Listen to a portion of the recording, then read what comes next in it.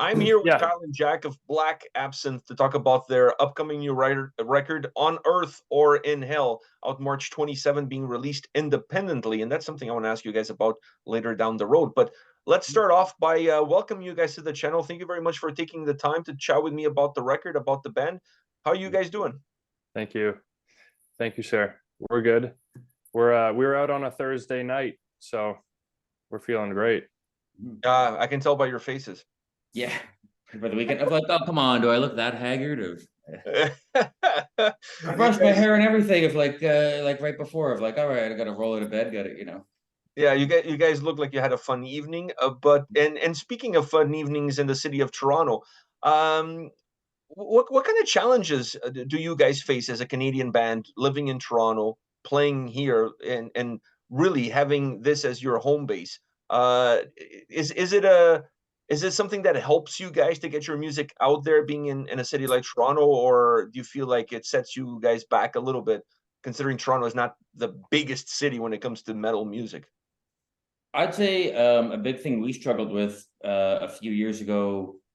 I mean, cost of living is a huge problem for everyone all across the board. How that materialized as a band, finding a good proper rehearsal space.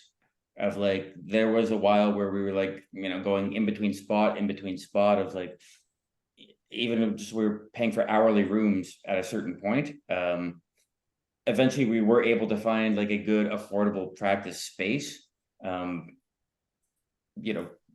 to be able to spend hours and hours to work on music, to do all that. Of like, that's a challenge being in Toronto, but like the plus is, I mean, population wise, like where is a more densely packed area in the country, right?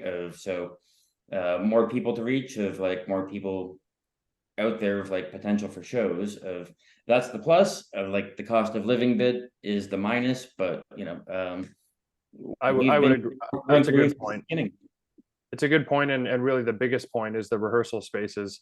Whether there's a culture of surrounding a rehearsal space, and how we've seen it done in other cities where they could be bigger facilities with bigger rooms with more bands sharing them, and just really a place to hang out and be proud of, rather than the smallest room possible. And there's nowhere crappy to go in the city anymore, so there's nowhere to run to find a cheap warehouse, so to speak. And yeah, it's hard to pin down something bad about it when there's so many benefits about the city. I don't know about this, so that's why I'm asking you guys. Is there anywhere in the city where one single place, let's say with 20 or 30 rooms that different bands can rent, either short term or long term, that kind of creates a little bit of a community between those bands and between that area that really services those bands? Is there anything like that in Toronto? I think the places that do exist do a good job, and it's funny, they're concentrated in the Dufferin and Dupont west end of Toronto. That's the intersection. So there's Main Stage has picked up where a place called Rehearsal Factory left off in Toronto and Hamilton.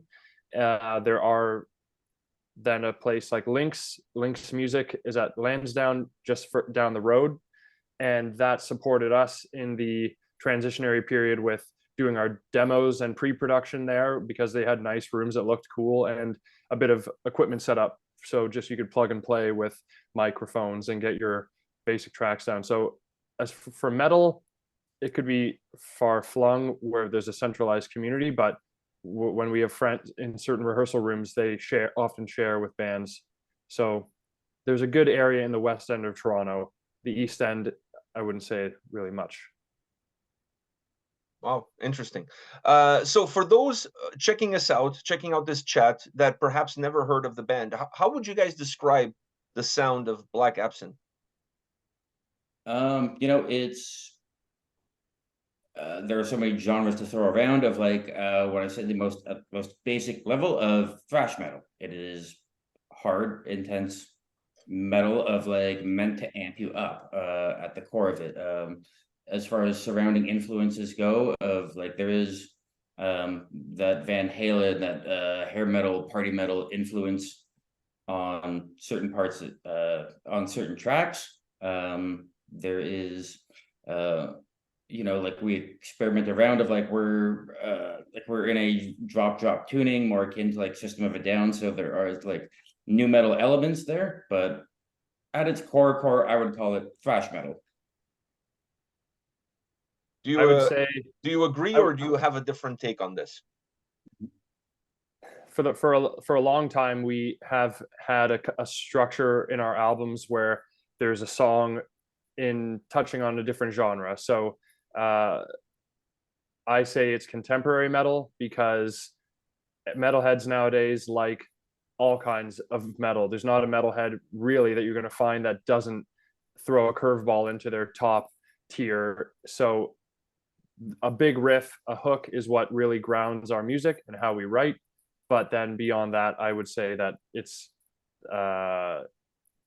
all encompassing with saying contemporary metal rather than and thrash metal, especially with our drummer. It's the first album we recorded with our friend Fernando being in the band. That has influenced us, and that's where we left off really with a song like Call of the Void is one of the older songs, and that led to everything else thereafter to up the intensity versus maybe more of a hooky old school style of heavy metal we were going for in the last album. I definitely caught that on the record. I mean, from song to song, you could see different influences peeking in. You can see different textures in the sound and the presentation. Even a little bit of psychedelic in a song here and there, like a little bit of that. It's just really, I wouldn't go as far as to say as eclectic, but there's a diverse palette, if you will, on this album. And one of the things I also noticed on this album is that it's super dynamic and it's very fluid. It's a record that has great movement from beginning to end.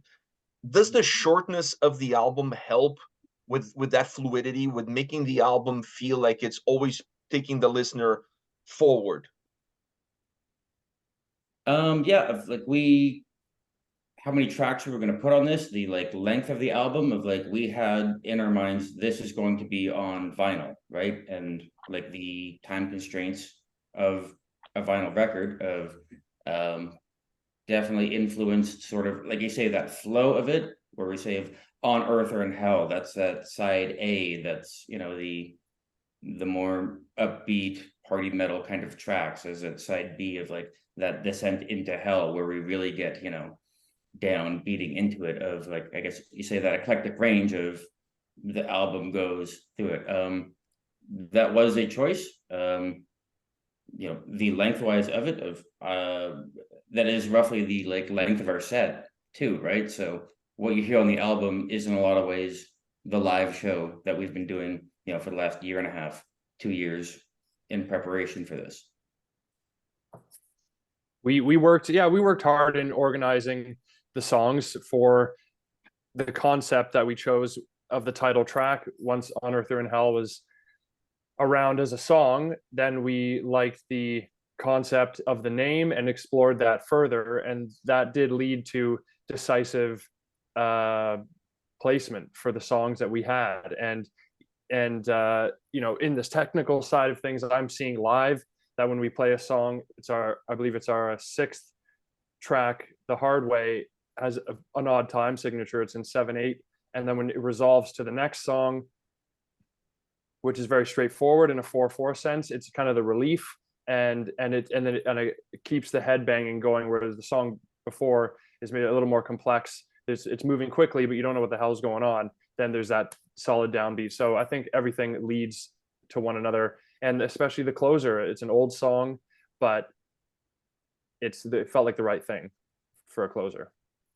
And we've talked about this diversity of sound. Is this a result of your own personal influences of what do you guys like to listen to, or it's just that when you get together and you're creating music, you go where the music is taking you? You're not really concentrating too much on trying to fit everything inside a box. Like there are certain songs where we have a riff that comes up, whatever genre or like whatever style that happens to be, that we build off of, whatever the result is. At the end of the day, like we want what we like, what we think we would like in a song combined. There are other times where we've worked to emulate or like strive for of like let's make a Slayer style song, that's something like Call of the Void. That's our interpretation of like, if Black Absinthe was to make a Slayer style song, what would that result be?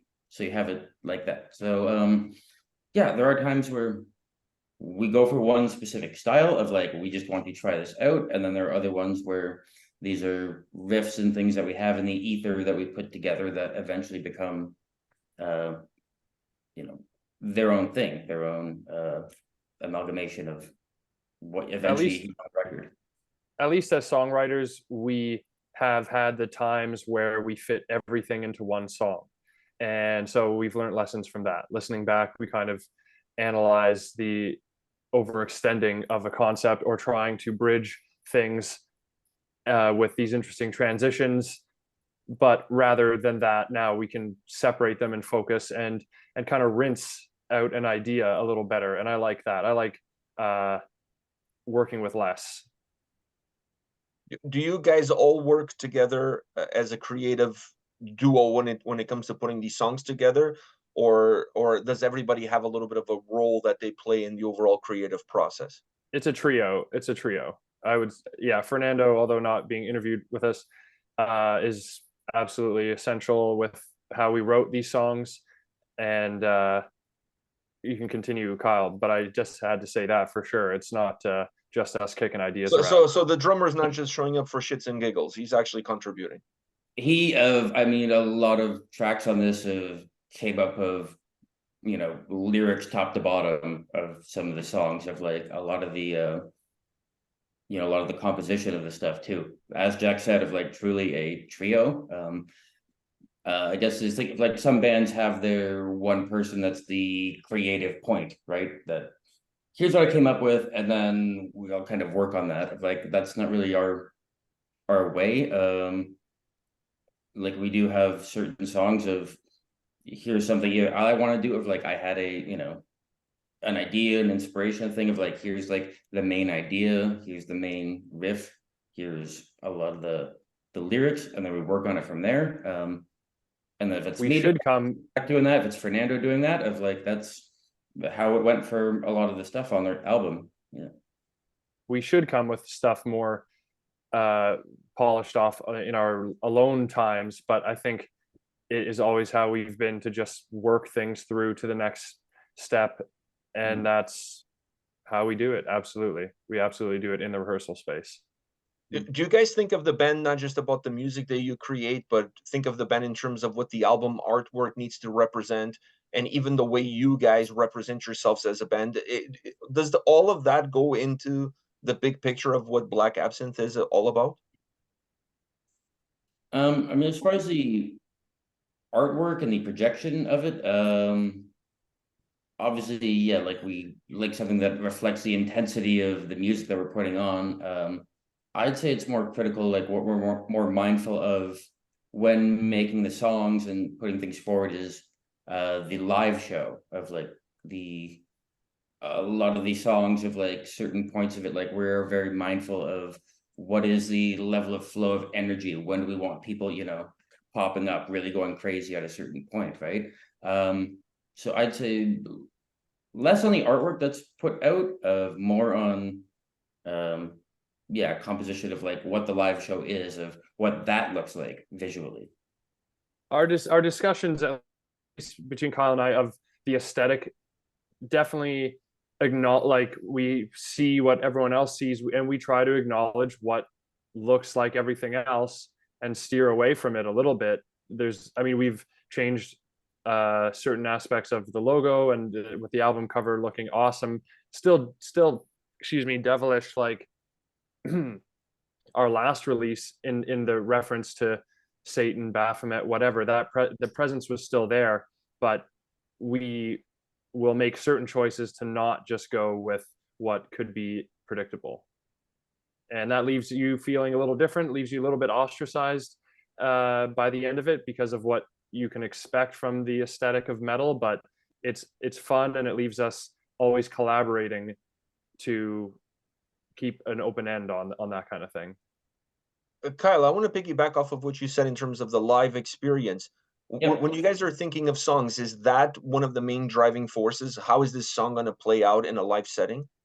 Yeah, I mean, even from like taking a song, the last song on the album, Twisted Past, that like one of our first songs we created for like, 11, 12 years ago at this point, of like that had towards the ending of it, like composed with a bit of like, okay, at the end, we're doing these big hits. We're, jumping around, like we have that, which even to this day, of like a song like Dead Queen, that was intended song wise, of like chorus wise, we want that, that memorable hook, that memorable thing that even if you hadn't seen us before, you're singing along by the end of it. That, I think that comes from my love of like hair metal and Guns N' Roses and, things of that nature, right? That's not strictly metal, like that's, I guess more rock, classic rock. But yeah, having that audience engagement is key for us. Another example, an interesting example, we have been playing the song Nobody Knows for many, many years.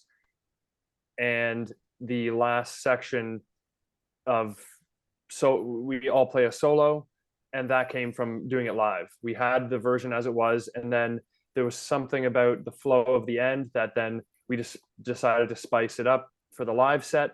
There's no time in which we each have a fill of any kind. And then since we've been doing it for so long, it's ridiculous to cut it out, even though it is a ridiculous little section. But that's strictly there because we did it live for so long. But yeah, reminiscent of like a James Brown-esque thing of like, okay, here, like meet the band section. Of like, all right, we got Roddy here on bass, and you're going around and around to each point of, and it works great. Love doing it. It's fun to include. You mentioned Dead Queen. It's my favorite song on the record, by the way. First of all, I think it's a great opener. It's a great opener because if you want to catch the attention of the listener, you had my attention with that chorus. You guys had my attention immediately. I'm like, holy shit! What else is this record gonna throw at me? Like this song is already like it hits quite the sweet spot, if you don't mind me saying. So correct me if I'm wrong. I didn't read the lyrics, but from what I hear in the song, you guys eat pussy, you eat ass, you drink liquor, and you smoke grass. Did I get them all? 4 for 4, yeah. So is that not all just in a us, day's but work? we. Is that all in a day's work when you guys go out? That's like I say, the aspirational, the like thinking of a person in the audience that's had a few drinks, that's at one of our shows, of like, if you're yelling that in tandem with 80, 100, 200 people, how fun is yelling something that over the top, bombastic, fun going to be? Of that was our inspiration for it. And like, is that in our day-to-day thing of like, it can't be Christmas every day, but ideally it does line up every now and again. Listen, if every time you guys go out together, you get to do all those four, then you have to take me along for the ride, because like I'm down with all four.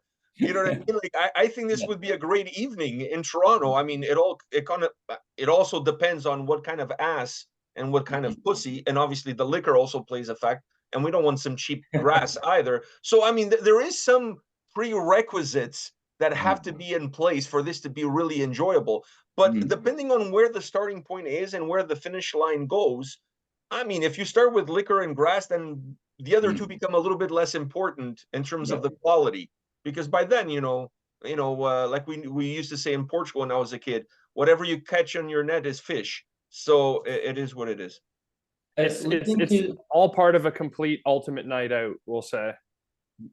I'd say listening to that song where we had the like demo versions, and I'm listening to it on like a subway going down, or just like hearing different versions of it. Like it is,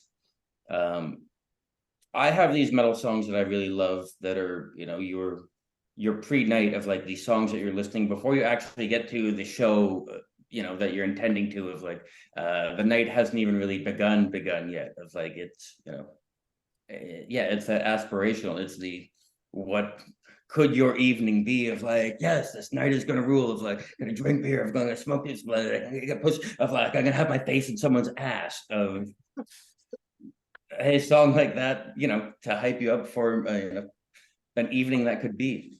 I love it. It has a little bit of a Steel Panther vibe to it, and I'm totally down with that. And I think I don't think I know this was the greatest opening track you guys could put together, Mhm. considering the material that you guys put on that record. I don't think you could have started with a better opening song because Mhm. it's so hooky, it's so catchy, great chorus, outstanding chorus. If you're a listener and you've never heard the band before, and that is your first song that you hear when you pick up that record, how do you Mhm. not listening to that album until the end? Like that song is the perfect calling card to let you know that, hey, this record is for you. If you enjoy this track, just come along for the ride and let's see where we can take you. So I think you guys did a phenomenal job with that track beyond just the song itself, but even where you guys placed it and everything else. Like really great job. Thank you. It's part of the concept, with working as far as On Earth or in Hell. You're starting on the streets of Queen West in Toronto, working into the seventh circle of hell, and that conceptually it works out. The Which is intensity of the Parkdale, by the songs. way, in case for those wondering. That's Mhm. Parkdale. You just Well, no, for us, it's the Fashion District. It's really from between Spadina and Queen, yeah, all the way to Yorkville. You can put it okay, maybe Yorkville. Roncesvalles, Marcus. Maybe Yorkville is a little bit more of the circle of hell. Not our frequent watering hole, but crazier things have happened. Maybe that's where you need to Toronto find quality ass. has been our I'm home. just saying. That's a good point. That's good. We don't hurt in Toronto. I've been to Boston where a cab driver's like, "There's just guys here. There's just men in Boston." I was like, damn. He's just like lamenting to us. So Toronto's a great city. Yeah, it is. I mean, we don't have the clam chowder that they do, but you can't win them all. You just got to take the good with the bad. I have a last question for you guys. I mean, with the album coming out March 27th, what are the plans to play some release shows? Like, what do you guys have already in the books that you can let us know? So for those that are in the Toronto area that want to come out and see you guys play and play some of these new songs, we can check you guys out. What we can tell you, and our show was just announced for April 13th at the Hard Luck in Toronto. The show, like the album release, it's a journey trying to get an album out and planning all these things. So it was planned out that we would have the March release, and then as you book, things come up. So we're looking at an entire year of awesome shit for us. So going from this next show where we'll have just post release, it's not the release show, but the album is released. There's our big show in the summer is June 1st. That hasn't been announced yet, but you will not miss the announcement if you're paying attention to Black Absinthe. That'll be a phenomenal show as well. And, with the partners that we're working with for other portions of this release, there's a party we're going to throw that releases the CD, that releases some vinyl. We're going to be throwing a party which we choose the bands. That's our party. So I think we're trying to break this stigma where you have to do things a certain way. And there's going to be an entire year, even the end of the year, we have something huge planned. So there's different aspects to how we're going to market the what comes out of the album with merch and physical stuff. And with the two shows we do have booked, and then even the three technically, we're working with the promoters who have supported us the most over the years and since the pandemic. So thankfully in Toronto, we're working with the best of the best, Bone Crusher, Neurotic, and Fuzz and Buzzed, who have helped us throughout getting this album out. So no shortage of celebrations. I said that was going to be my last question, but I really have to ask you guys this. I know the album was released independently. Was that by choice? Are you guys thinking of moving into a stable record label that could help you guys get the product to even more people, even to more hands? What do you think, Kyle? So as far as the keeping it independent for this release, yeah, whatever, whoever was like knocking, or I guess in the production of like throughout the album of as far as record labels go, of like there wasn't really any huge offers or anything that like popped up at the time. As far as distribution goes, as Jack mentioned earlier, Fuzzed and Buzzed, of like they are making they are assisting us with that, with the distribution end of it, to go further, for people to pick it up online, as we really don't have that that sort of end of it available on our end. That's something we haven't really done too much before. All we've done before is selling it at shows, at all this. Fuzzed and Buzzed has done great work of their past few releases last few years, that we're beyond the moon to like have them work with us for the distribution end. But as far as full-on record label contract things, it didn't pop up. What we see as the deal, the trade-off that you make in these situations is maybe there's a production team under that label, maybe there's some funding, and we're lucky enough to work hard in our personal lives. We have money to self-fund it. We have a friend like Tyler Williams, who is a good friend of our drummer Fernando's, to produce the record. JC Sandoval, Tyler was engineering and mixing, co-producing. The producer, JC Sandoval, from the Crooked in Toronto, as long as we've known him, he's been a musician in Toronto, approached us as a friend to work with us, and we're very thankful to him for his time and expertise. So we have a team, and now this is a big step forward for us. Even though we have had releases, we've been around for 12, 13 years, we're presenting ourselves as a fully functioning operation with PR and planning and event planning. We throw our own shows when we need to, or we're doing it all ourselves. So we respect and appreciate even someone like who we've been working with, Black Throne, recently, people who work with us to make these things happen. And so we come with weapons fully loaded. We'll see what happens, but now we are at another peak in our abilities and having new material out there. So it's a first step, even though it seems like a third step because we've been around for a while, but we're just doing what we've always done. And thankfully we made friends along the way, really talented friends. And yeah, that pays dividends hanging out. I know. I mean, if hanging out with you guys involves all of those four things we mentioned before, it's not hard to make friends. It really isn't. It's really not hard. Well, Kyle, Jack, thank you very much for your time today, man. I really appreciate talking to you guys. It's a blast. Best of luck with this release on March 27th.